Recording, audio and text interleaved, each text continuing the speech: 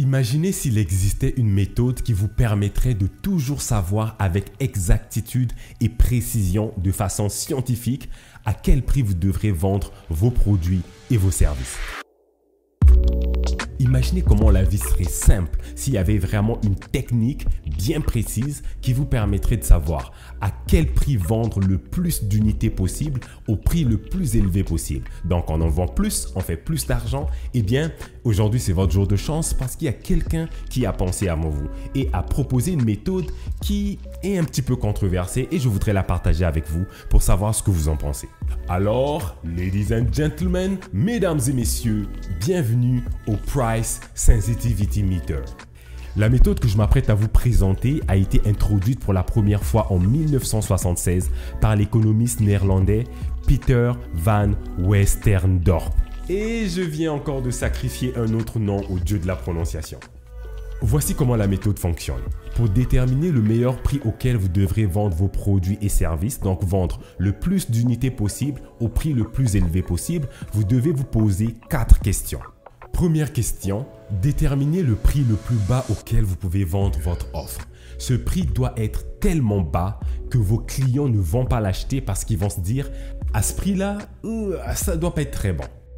Deuxième question, déterminez le prix le plus élevé auquel vous pouvez vendre votre offre. Ce prix doit être tellement élevé, tellement cher pour votre clientèle qu'ils vont se dire « wow, ça n'a pas de bon sens, je peux pas acheter ça là ».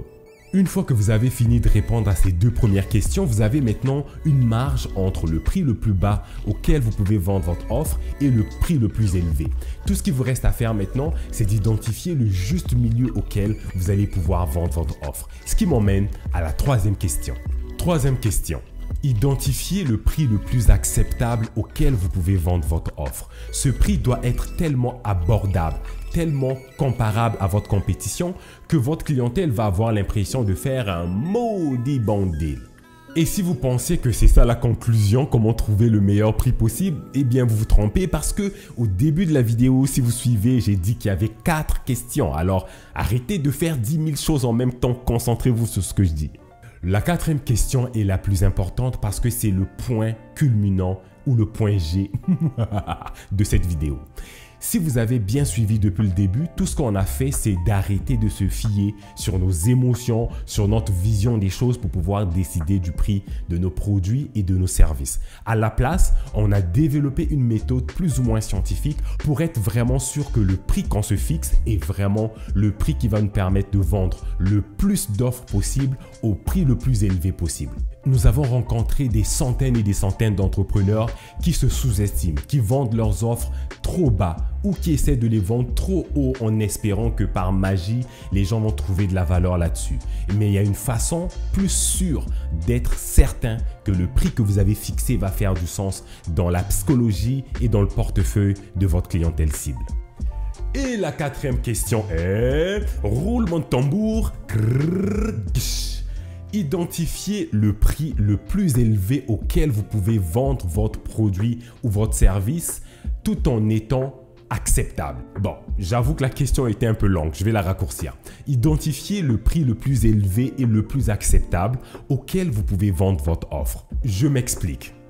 Le prix qu'on vient d'identifier, celui qui vous permet de vendre le plus de produits et de services possible au prix le plus élevé possible, a un drôle d'effet sur votre client. Votre client aura l'impression qu'il n'a pas acheté le produit le plus cher, le moins cher ou le prix qui ressemble à celui que tout le monde achète sur le marché. Parce que votre prix est un petit peu plus élevé que le marché, le client a l'impression que ça va lui apporter le plus de valeur possible sans casser sa banque. Donc, ce n'est pas le plus élevé au point tel que c'est intolérable pour lui, mais ce n'est pas non plus le moins cher auquel il va se dire ah, « ça ne marchera pas ». Donc, c'est juste au point de douleur le plus acceptable et le plus tolérable possible. Et c'est souvent là le meilleur prix qui va vous permettre de vendre le plus d'offres possible au prix le plus élevé possible. Ok, bon, je vois déjà les petits malins qui vont s'amuser à taper en commentaire. J'ai juste à prendre le raccourci puis vendre mon produit plus cher que la compétition. Vous avez tristement tort. En fait, c'est pas pour rien que le mec il est économiste. Franchement, sinon tout le monde le serait aujourd'hui. Voici pourquoi vous vous trompez si vous pensez que vous pouvez tout de suite juste augmenter votre prix au-dessus de la moyenne et prendre ce raccourci. En fait, dans chacune des étapes, dans chacune des questions de cette méthodologie, vous devez générer de la data et de la statistique. Vous devez faire de la recherche pour prouver de façon plus ou moins scientifique que l'information que vous avez est une bonne information et qu'elle peut vous servir à identifier à la 4e question le meilleur prix possible. En fait, vous devez faire de la recherche dans votre ville, dans votre pays, dans votre quartier, quel est le prix le plus bas et comprendre pourquoi c'est le prix le plus bas et comment ça se fait qu'on est capable de l'offrir à ce prix-là. Même chose pour la question 2, le prix le plus élevé. Et c'est là que vous allez réaliser qu'il y a un gap gigantesque entre ces deux valeurs. Vous allez vous rendre compte que si vous vendez par exemple des montres, il y a des montres qui coûtent 50 $, d'autres 100, d'autres 200, d'autres vont à 2 millions. Alors, il est où le prix le plus élevé et le prix le plus bas? C'est plus une question aussi facile à laquelle vous pouvez répondre, je sais pas moi, le matin après un petit café. Alors, vous devez prendre cette démarche au sérieux. Répondez de façon éprouvée à chacune de ces 4 questions et à la 4e question, votre réponse, elle sera juste. Si vous êtes un petit peu futé, vous allez vous dire « bah, et ça marche pas trop parce que comment les gens qui vendent des produits extrêmement chers font pour pouvoir vendre alors s'il faut juste être un tout petit peu au-dessus de la moyenne ?» Eh bien, vous avez raison. Depuis 1976, évidemment, les choses ont évolué et nous avons découvert une 5e question qui va vous permettre de rapidement identifier le prix le plus élevé possible, qui va faire qu'on ne peut même pas vous comparer à vos compétiteurs, mais qui va vous permettre de vendre le plus de produits et de services possibles au prix le plus élevé possible. Et non, je ne rigole pas, il y a vraiment cette 5e question. Mais malheureusement, je ne peux pas l'aborder dans cette vidéo parce que nous avons gardé cette 5e information aux membres qui font partie de notre communauté des leaders d'affaires. Alors, chers leaders, retrouvez-nous dans l'espace privé pour pouvoir en savoir plus sur cette 5e question.